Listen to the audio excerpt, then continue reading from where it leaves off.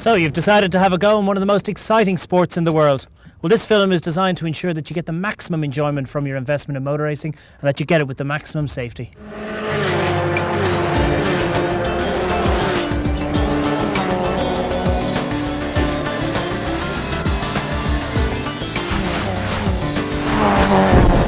We will lead you through the necessary administration, the details of the personal safety equipment that you will require, and the necessary safety precautions that you will need to adhere to when preparing your car.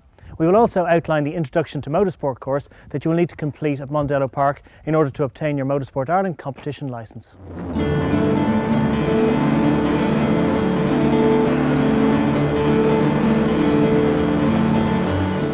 Well, you have obviously already taken the first step by obtaining the starter pack, otherwise you wouldn't be watching this film.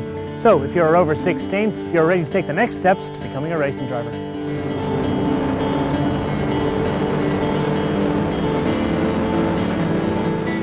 Now it's time to get some coaching.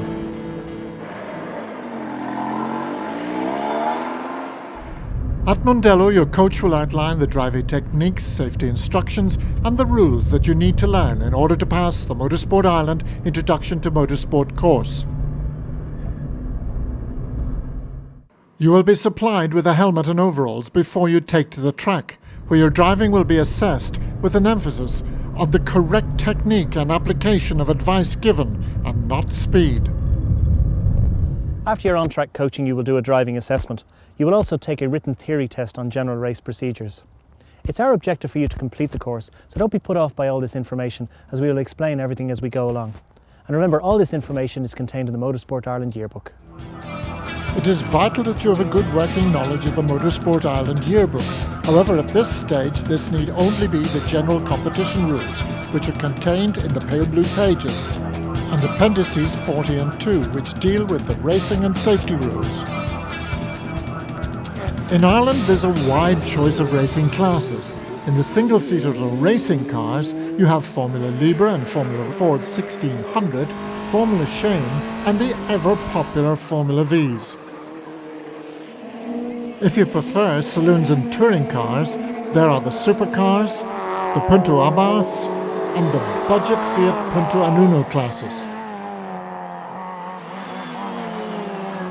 There is also a Formula Libre class for saloons and GT cars. In sports cars, there's plenty of variety: the Strikers, the Crosley 9S Sports Racers and the Porsche classes.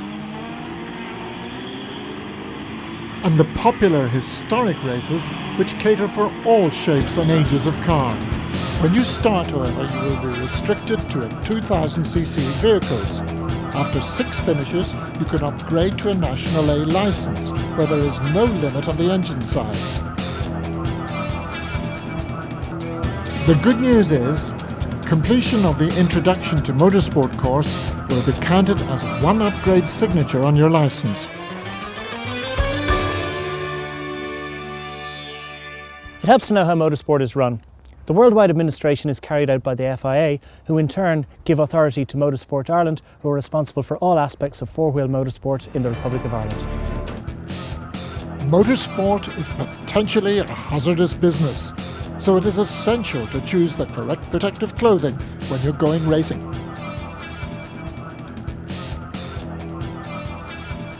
A 2-layer flame-resistant suit FIA approved, and flame-resistant underwear, vest and long johns are required. With a 3-layer suit, the flame-resistant underwear is not compulsory. A flame-resistant balaclava, however, is compulsory for racing. Your helmet must have the correct safety standards certificate. Check in the MI yearbook for the latest update. It should be a tight fit, but not too tight to be uncomfortable. Then you will need flame-resistant and leather gloves. The gauntlet type are recommended, and flame-resistant racing boots. All the details on the safety standards required for your helmet and clothing are listed in the Motorsport Ireland yearbook and website. And remember to buy the best equipment you can possibly afford. It could be a life-saving decision. Now you are ready to get into the car and to go motor racing.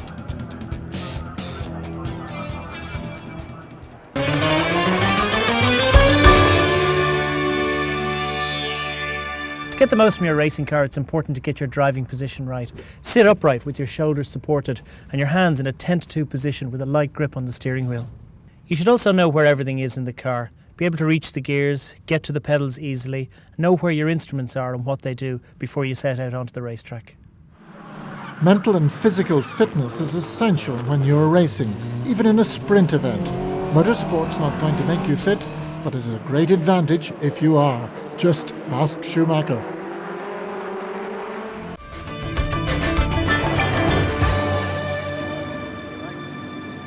Familiarise yourself with the pit lane procedure at Mondello and the other circuits where you may race.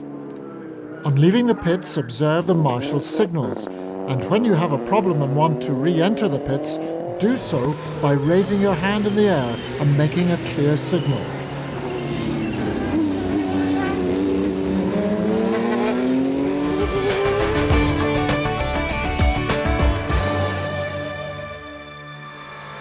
When you get out onto the track, you will be learning all about racing techniques and how to take the correct racing line. There is a braking point, a turn-in point, an apex and an exit point in every corner. To position your car correctly on the approach to a corner, use progressive braking and well-timed synchronized gear changing. You need an accurate turn-in and good apex and exit points. Controlling entry speed is vital because you must be able to get your car turned in precisely, enabling you to accurately clip the apex of the corner. This will allow you to feed on power as early in the corner as possible, leading to a reduction in your lap times. Most novices do not look far enough ahead. You must anticipate the action ahead. Concentration and anticipation are the key factors in putting together a good lap.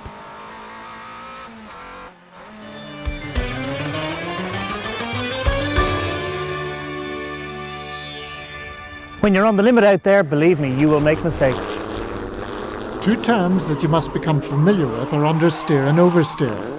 Understeer is normally associated with front-wheel drive cars, usually occurring when you enter the corner too quickly and the front wheels wash out, leading to the car running out of road.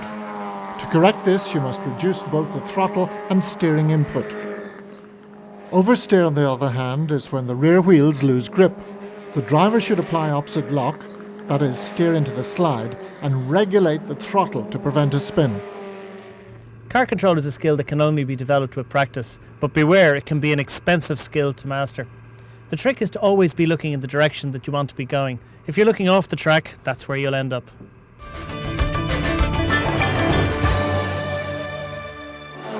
You may have to tighten your racing line to overtake. For this reason, you must be decisive and try to complete the pass before entering the corner. Here, this Fiat Abarth driver does it perfectly. This supercar move, on the other hand, is too aggressive. This is not the way to win friends. A clean overtaking maneuver is usually put together as the result of a fast exit out of the preceding corner. The extra momentum gained is put to good use in this clean and fair pass.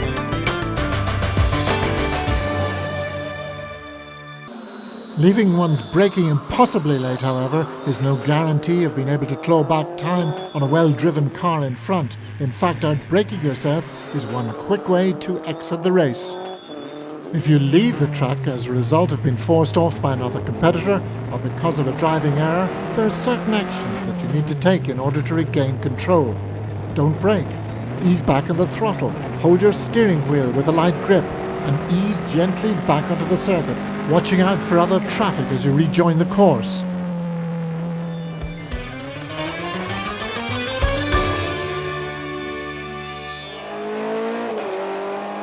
As race control becomes second nature, you will gradually become as one with your machine. Only experience can develop this. You should consciously be very smooth with all your actions, making seamless transitions from the accelerator to the brakes and back. If you're too harsh, you will unbalance the car and lower the speed at which the limit is reached. This applies equally to your steering and gear changing technique. The components of speed are smoothness, accuracy and consistency. If you concentrate on these aspects of your driving, speed will naturally follow. If on the other hand you try to force the pace, you will make more errors. As a novice, you will tend to overreact to situations. In the early stages, you must respect your personal limits, as lessons learned by not doing so can be expensive and potentially painful. Well, if you race in Ireland, one thing is for sure, at some stage you are going to get wet. If you can master and enjoy wet weather driving, it can give you an edge over the opposition. Rain creates a unique set of challenges, poor visibility and a loss of grip and traction.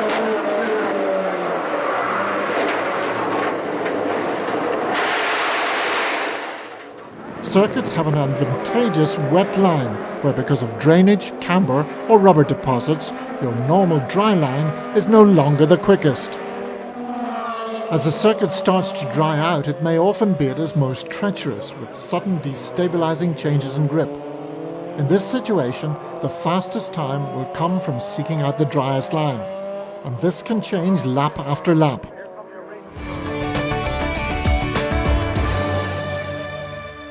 So far we have looked at understeer and oversteer, both counterproductive states.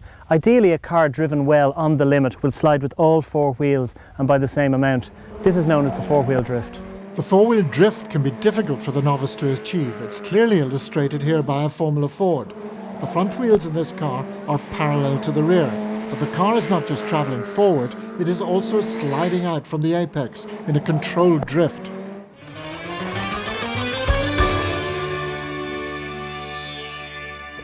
A study of trackcraft would be incomplete without the spin. Yes, even when you've lost control, you still have plenty of work to do. Damage limitation is the key. When you pass the point of no return, you should remember to brake and declutch. Flag signals will be used throughout your racing career.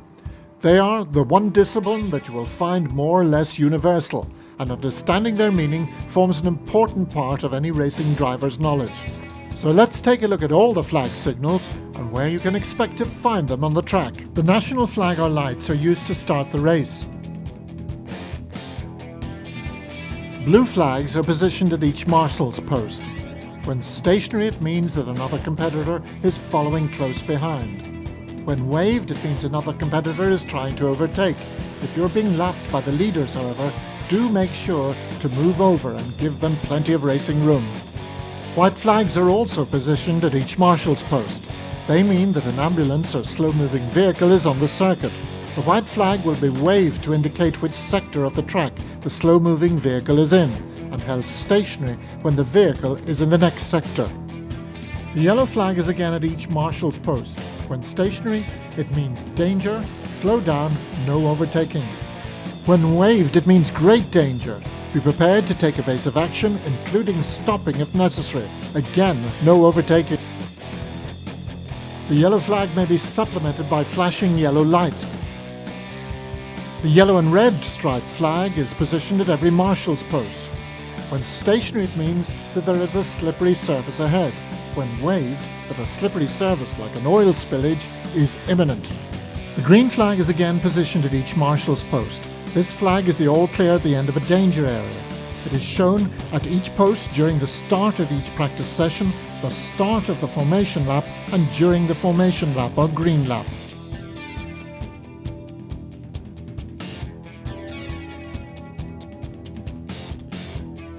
The red flag, like the others, is positioned at each marshal's post. When you see a red flag, immediately stop driving at racing speed.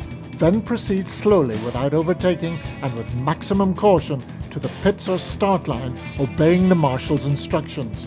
Be prepared to stop as the track ahead may be blocked. The black flag with an orange disc displayed with the competitor's number is positioned at the start line. It is a warning of a mechanical failure or fire, which may not be obvious to the driver. The car concerned must pull into the pits for repair on the next lap. The black and white diagonal flag, displayed with the competitor's number, is also positioned at the start line. It is a warning to the driver that his or her driving is suspect and that they may be black flagged on further reports. The black flag displayed with the competitor's number is again positioned at the start line. The driver must stop at the pits within 1 lap and report to the clock of the course. A penalty of exclusion may be enforced by the display of the black flag. The checkered flag is on the finish line. This signals the end of a race. It's waved at the winner and generally held stationary for the other finishers.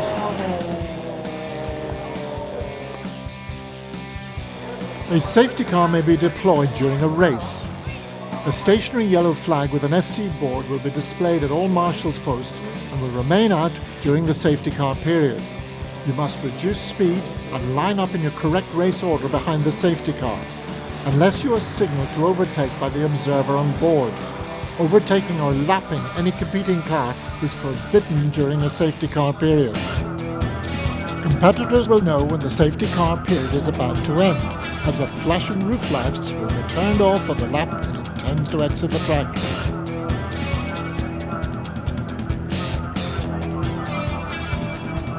Competitors are not allowed to overtake each other until they have passed the waved green flag at the start-finish line.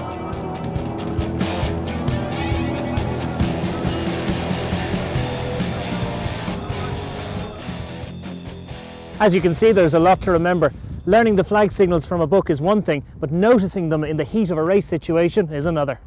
It is easy to miss important signals like the yellow flags on your left or the green flag at the start-finish line.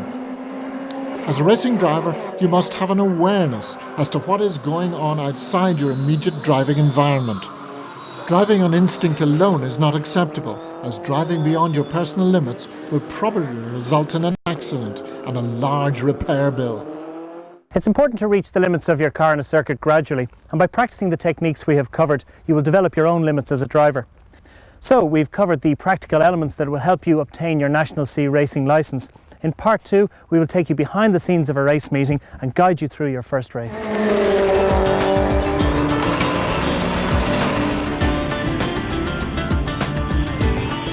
So what happens behind the scenes at a motor race? Well, for a start, circuits like Mondello Park are licensed by Motorsport Ireland and are subject to inspections for safety and design. The organising club that runs the event is responsible for publishing the regulations, accepting the entries, making up the race programme, and operating the circuit on the day. Remember that most race officials are volunteers. Without them, there simply wouldn't be any racing. So please treat them with respect. Do not verbally abuse or be aggressive to them, even if you do not necessarily agree with their opinion or decision. There are procedures in place if you have an issue you wish to raise. Prior to the club taking over the circuit on the morning of the race, the circuit owners will prepare the track and all things necessary for the smooth running of the event. The stewards of the meeting check that all the necessary safety controls are in place before official practice starts. There are extensive safety arrangements in operation during a race meeting, which include the provision of doctors, a fully equipped medical centre, rescue teams, resuscitation teams, and fire marshals. Results are usually published after each practice session and race and are posted on the official notice board. Likewise, after the event, a complete set of results is usually issued to all media representatives. So you can see that an awful lot goes into a successful race meeting, especially when it comes to safety. So the big day has arrived, your first race. By now you will have checked the calendar on the Motorsport Ireland website or in the yearbook. You will have filled in your entry form and sent it with the appropriate fee to the event secretary. Remember, there's a closing date on the entry form, so get your entry in early. Later you will receive final instructions and circuit passes. Check them carefully, as there may have been changes from the original regulations. Check the timetable and note the signing on time for your class. So who are the officials you will need to know about during a race meeting? The first one you will have contact with will be the event secretary. On race day, he or she will be in charge of all paperwork and administration. The clerk of the course is in overall charge of the event. He is responsible for everything to do with the event organisation and control. He keeps in touch with all parts of the circuit by radio and video links from race control. 2 stewards are appointed by Motorsport Ireland and 1 by the club at every race meeting. The stewards ensure that the event is run in accordance with the rules and regulations. They also adjudicate upon disputes. They hear appeals against decisions of the clerk of the course. They are responsible to Motorsport Ireland, and they submit a report on the event organisation to Motorsport Ireland after the event. Timekeeping is done these days by transponders, which can be bought or hired at the circuit and must be fitted to your car before practice, after which you should check that your times are being recorded.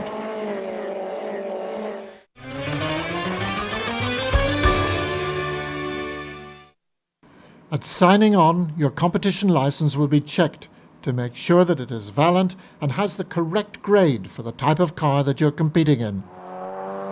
Note that as a novice you may be required to have a black cross on a yellow background at the rear of your car until you have 10 signatures on your licence. Next, take the car to Scrutiny at the correct time and get it examined. Your car must be examined before practice by one of the scrutineers. They will check such things as steering, suspension, brake fluid reservoirs, electric cut-off switch, and fire extinguishers, etc. The scrutineers will also want to inspect your overalls and helmet to ensure that they have the correct approved label. You must present the logbook for your car. This can be acquired from the Motorsport Ireland scrutineer. It contains details of the car's previous history and records any major accidents that it may have had in the past. The scrutineers, who have an extensive knowledge of the technical aspects of your car, may also at any time check it for compliance with the technical regulations. Some of the rules may seem unnecessary, but they are there to keep the sport fair and enjoyable for everyone, and most of all, are there for your protection.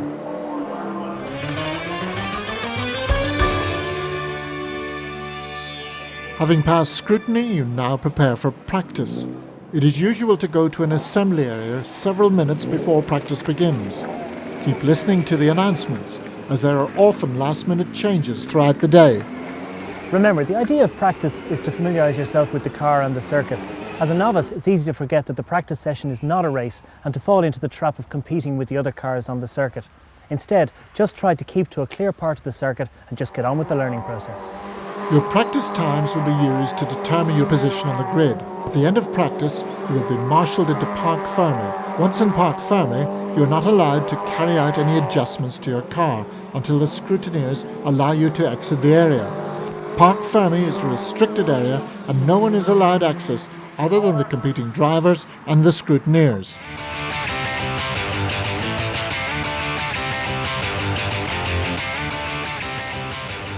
You will use the same assembly area for the race as you did for practice, and you will be lined up in grid order. When you proceed to the grid, the start line marshal will make sure that you are in your correct grid position.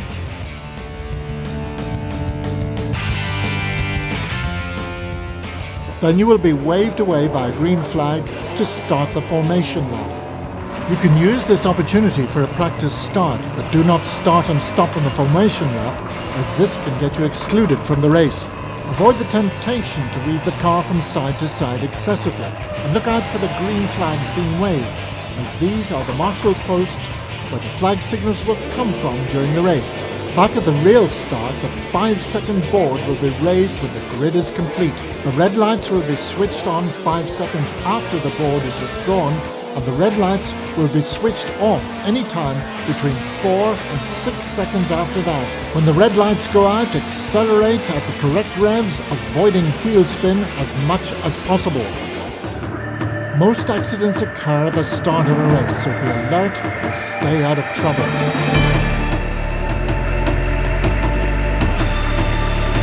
If you stall your car on the start line, raise your arm immediately, giving warning to the drivers behind. If you can't start, the marshals will assist you. Remember that the marshals are very experienced, so do exactly as they say. If the car can't be moved under its own power, get out and move to the side of the track. If the car can move but is damaged, just drive as far off the track as possible and leave it there.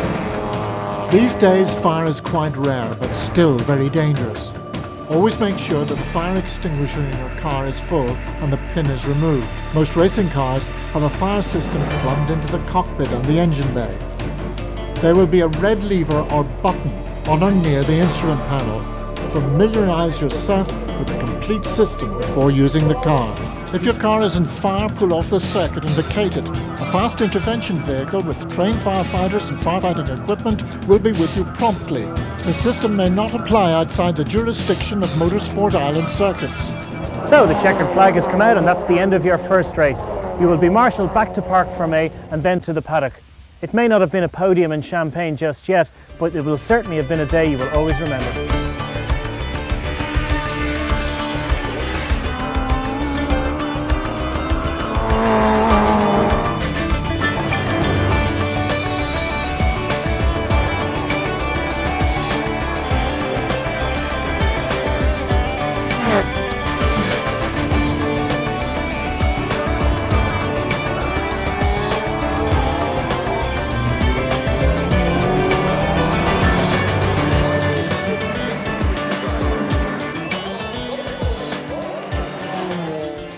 Whether you are racing just for fun or you have dreams of becoming a full-time professional, one thing must always stay the same: safety must always come first.